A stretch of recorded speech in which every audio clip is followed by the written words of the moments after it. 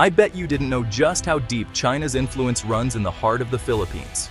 Welcome to Important Updates, your trusted source for breaking headlines, global insights, and sharp analysis from around the world.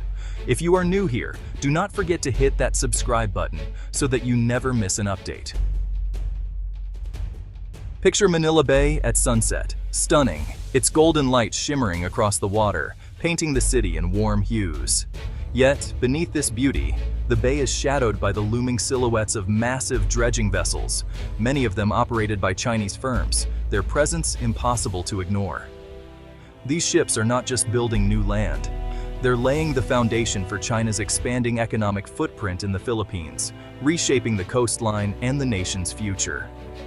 Over the past decade, Chinese investment has become deeply woven into the country's infrastructure and real estate, promising rapid modernization and a vision of progress that once seemed out of reach. But this partnership has come at a cost, a growing dependency on a powerful neighbor whose interests often clash with Philippine sovereignty, especially in the contested waters of the South China Sea. The Duterte administration once welcomed this so-called golden age of Chinese investment, opening the floodgates to loans and ambitious projects across multiple sectors, hoping for prosperity. Today, however, the optimism that once filled the air has faded, replaced by growing unease and skepticism among ordinary Filipinos. The same projects that once symbolized progress now raise difficult questions about mounting debt, national security, and the true cost of independence. The government is now rethinking its relationship with Beijing, increasingly wary of over-reliance and the strategic vulnerabilities that come with it. Manila is signaling a bold pivot, one that could redefine its economic destiny and restore a sense of agency to its people. The dragon's shadow looms large over the city, but the Philippines is determined to step out from under it, forging a new path forward. This is the story of a nation reclaiming its future, determined to shape its own destiny in the face of daunting challenges. China's rise in the Philippines was no accident. It filled a gap left by decades of underinvestment in infrastructure. For years, the country's roads, bridges, and utilities had been neglected, leaving communities disconnected and businesses struggling to grow. The country's urgent need for roads, ports, and power made Chinese capital irresistible, especially as Western loans came with more conditions and delays. While Western partners debated and imposed strict requirements, China offered quick solutions and fewer questions asked. Under Duterte, Manila softened its stance on territorial disputes, trading silence for a surge of Chinese investment. This shift marked a turning point, as diplomatic ties with Beijing grew warmer and economic cooperation deepened. Chinese firms moved quickly, bypassing red tape and offering easy financing, which appealed to politicians eager for fast results. Projects that once took years to approve suddenly broke ground in months, transforming skylines and local economies. This approach created a web of dependency as Chinese money flowed into everything from construction to tourism. Hotels, restaurants, and even small shops began catering to Chinese visitors, further weaving the two economies together. Filipino businesses, big and small, became tied to the Chinese market, making it harder for the country to assert its own interests. Many entrepreneurs found new opportunities, but also new vulnerabilities, as their fortunes became linked to China's economic policies. The relationship was transactional, economic benefits in exchange for political concessions. Each new deal brought short-term gains, but also raised questions about long-term costs. But as China's influence deepened, so did concerns about sovereignty and economic independence. Critics warned that too much reliance on Beijing could erode the nation's ability to make its own choices. The Philippines found itself caught between the promise of development and the risks of over-reliance. The benefits were clear, but so were the dangers of becoming too dependent on a single foreign power.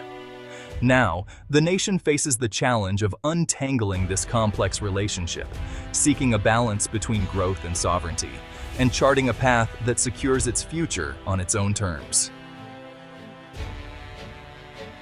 China's economic reach in the Philippines is concentrated in critical sectors. In infrastructure, Chinese state firms built major bridges, dams, and railways, projects that addressed real needs but raised alarms about debt and foreign labor. In telecom, China Telecom's entry through Dido Telecommunity broke up monopolies, but sparked fears over data security, especially with cell towers on military bases. The online gaming boom, fueled by Chinese capital, brought jobs and real estate growth, but also crime and social problems. Most sensitive of all, China's stake in the national power grid gives it influence over the country's energy lifeline. These investments brought both opportunity and risk, intertwining the Philippine economy with China's strategic interests. The question now, how much control is too much? The answer will shape the nation's future security and prosperity. President Marcos Jr. has charted a new course, moving away from his predecessor's pro-China stance. His administration has suspended or canceled major Chinese-funded projects, citing slow progress and unfavorable terms. The government is cracking down on illicit Chinese-linked industries like POGOs, prioritizing social order and national security over controversial revenue.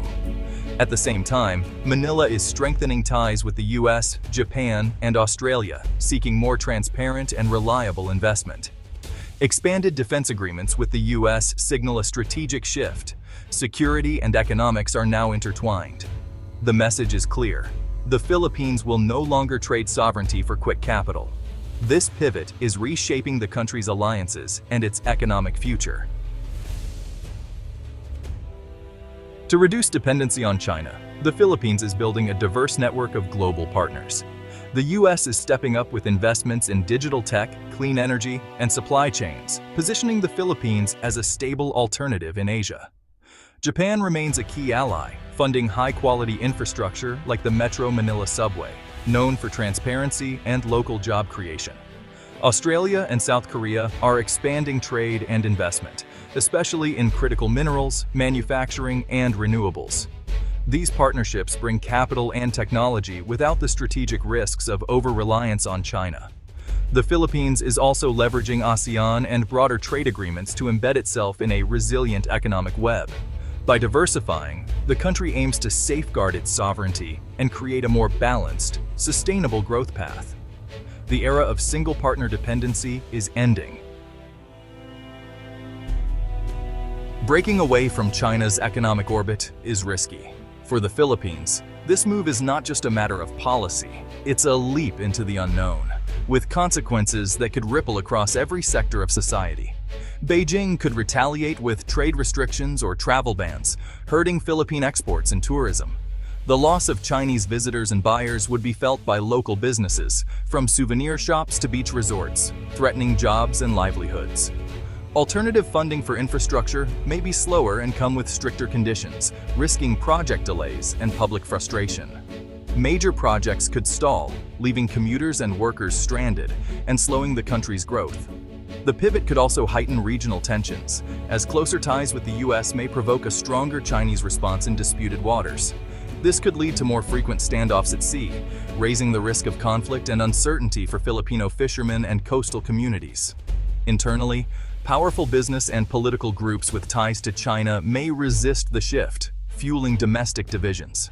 Protests and heated debates could erupt, making it harder for the government to build consensus. The government must balance the need for sovereignty with the realities of economic interdependence. Every decision will require careful negotiation, weighing national pride against practical needs.